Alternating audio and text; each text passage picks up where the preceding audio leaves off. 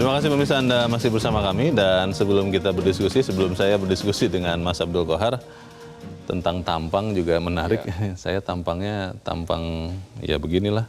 Kita akan bertanya dengan pengamat politik Ray Rangkuti yang sudah tersambung lewat saluran telepon. Bang Ray, selamat pagi. Pagi, Bung. Apa kabar, Bang? Baik sejauh ini. Sehat ya? Sehat, alhamdulillah. Nah, saya sudah lihat di layar ada wajah Abang nih, biar kita bisa melihat. Kalau begini kan enak sama-sama melihat wajah begitu. Kalau pertanyaannya begini, Bang Ray, kita ini katanya mau pesta demokrasi. Pesta itu pasti menggembirakan, orang-orang akan tersenyum, akan tertawa. Tapi sampai sekarang kita berbicara, kok yang muncul banyak yang membuat minimal dahi mengerenyit dan sudut-sudut bibir itu bukan naik ke atas tapi turun ke bawah. Pertanyaannya, apakah memang karena itu merupakan strategi politik atau memang itu adalah sesuatu gambaran kenyataan di beberapa aktor politik kita, Bang Ray? Iya, sebenarnya menurut saya karena mulai kosongnya sebetulnya untuk mendiskusikan hal-hal yang positif, kira-kira gitu. Hal yang positif itu artinya ya misalnya visi misi, ya kan, track record, ya prestasi-prestasi macam-macam dan sebagainya gitu. Karena ketidakmauan untuk mengungkapkan itu, menjelaskan itu, ya mengungkapkan itu kepada publik, maka dicarilah sisi negatifnya kan. Makanya yang kita lihat kan sekarang ini adalah serangan gitu. Jadi bukan adu argumentasi, adu memperlihatkan keberhasilan, gagasan macam-macam, tapi dia mencari celah bagaimana kelompok lain, pihak lain, dalam hal ini misalnya kandidasi lain, untuk diserang secara pribadi gitu. Dan pola ini sebetulnya pola yang sudah mulai muncul sejak 2014 yang lalu gitu. Ya, pertanyaannya Bang Ray, kedua belah pihak kalau kita kerucutkan ke Pilpres ya, kedua belah pihak baik paslon 01 maupun 02 itu kan sama-sama sudah tanda tangani fakta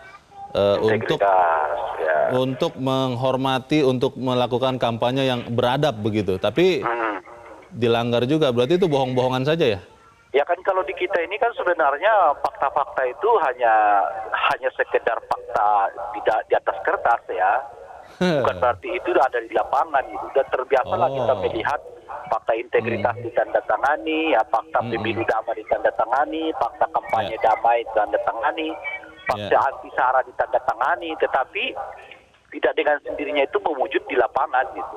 Jadi sekarang ini penandatangan fakta-fakta itu justru bagian dari kampanye mereka gitu Pak, bukan lagi bagian dari dasar mereka untuk melakukan sesuatu gitu.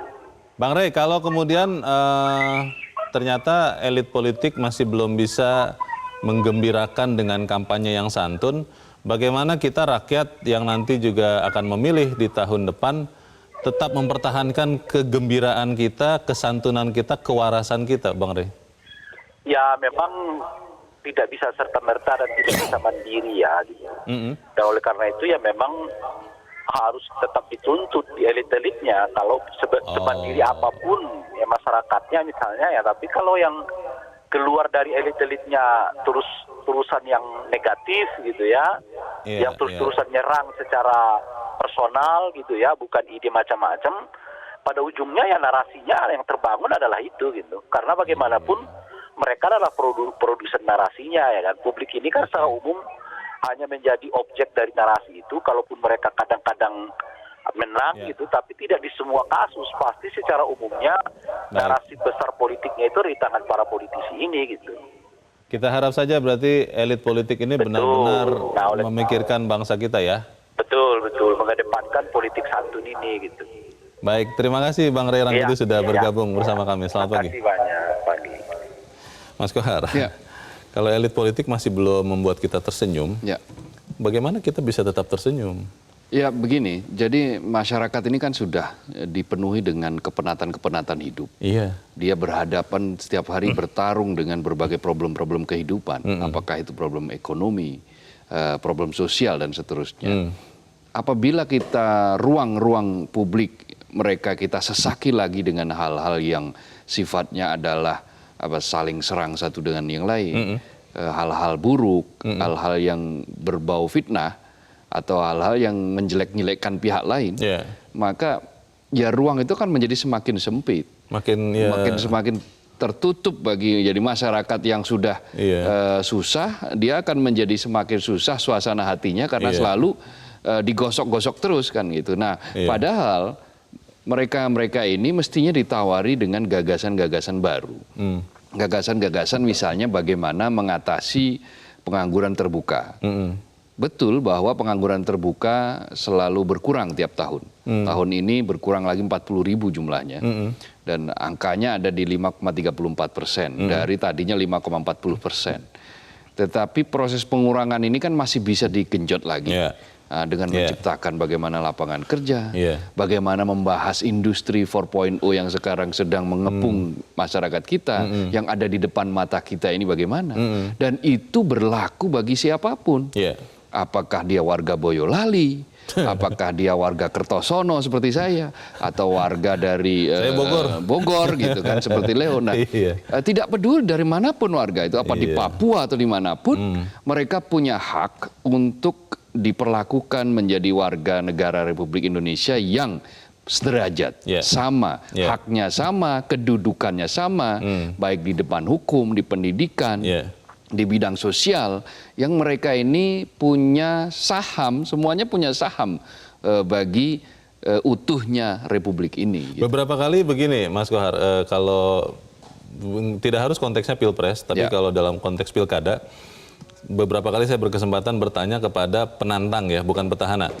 Dan ketika mereka ditanya bagaimana program yang lebih baik untuk membuat kehidupan lebih baik, mereka akan selalu bilang begini, nanti saya kasih tahu kalau saya sudah jadi pemimpin, katanya begitu. Karena kalau saya kasih tahu sekarang nanti ditiru sama kubu sebelah begitu. Ya kan mestinya mereka siapapun itu sudah punya ide yang jumlahnya banyak. Kan tinggal strategi. Harusnya ya.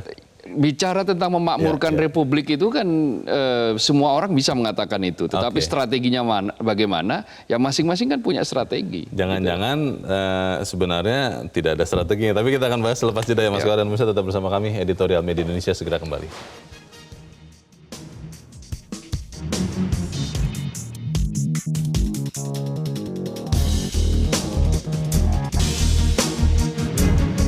Terima kasih pemirsa, Anda masih bersama kami. Mas Kohar, sebelum kita lanjutkan diskusi, kita akan mendengarkan dulu pendapat dari pemirsa Metro TV. Kali ini kita sudah terhubung dengan pemirsa Metro TV di Malang, Jawa Timur. Ada Mas Dhani. Mas Dhani, selamat pagi. Selamat pagi Bang Leo. Selamat pagi Mas Dhani. Kohar. Pagi Mas Dhani. Masih gembira tidak Mas Dhani melihat kampanye sejauh ini? Ya jujur aja sih, saya belak-belakan aja ya. Kalau dari kubu Jokowi Ma'ruf Amin saya gembira banget. Tapi kalau dari kubu penantang, jujur aja saya mengernyitkan dahi seperti Bang Leo mungkin. Apa tuh yang membuat mengernyitkan dahi itu? Kenapa itu? Ya mereka gini aja deh Bang Leo ya. Menurut saya kubu penantang ini harus belajar dari Pak Ahok ya. Waktu Pak Ahok ke Seleu Lida di Pulau Seribu yang surat Al-Maidah itu, Pak Ahok berani menghadapinya, berani dengan sportif meminta maaf, mengakui kesalahannya, berani menjalani proses hukum. Ya sedangkan ini dari kubu penantang ini kayaknya nih malah berlomba-lomba untuk itu ya, untuk klarifikasi gitu loh. Sudah jelas-jelas ucapannya ini menyakitkan, tapi mereka kayaknya ini berusaha membela diri gitu loh. Yaitu yang secara moral dan secara etika politik kayaknya kurang pantas saja untuk dilihat gitu. Nah terus saya tadi tertarik ya, sebelum pembacaan editorial tadi, Mas Kohar tadi bilang katanya politisi kita ini kebanyakan sok serius gitu ya. Tapi padahal yang disampaikan ternyata gitu-gitu aja, nggak ada sesuatu yang signifikan gitu loh, nggak ada sesuatu gagasan baru yang menarik gitu loh. Kalau menurut saya, rasa-rasanya untuk saat ini yang lebih pantas jadi saingannya Pak Jokowi itu Cak Lontong ya, bukan gitu. Begitu ya? Iya, gitu loh. Bukan yang lainnya gitu loh. Kenapa? Ya Cak Lontong kan orangnya sok serius tapi ternyata lucu gitu, ya nggak? Nah itu mereka ini sok serius tapi melontarkan statement-statement yang tidak lucu gitu loh. Yang malah menyebalkan kita semua gitu loh. Dan tapi ini lagi, kan, Mas Dhani, kampanye ini kan masih akan sampai bulan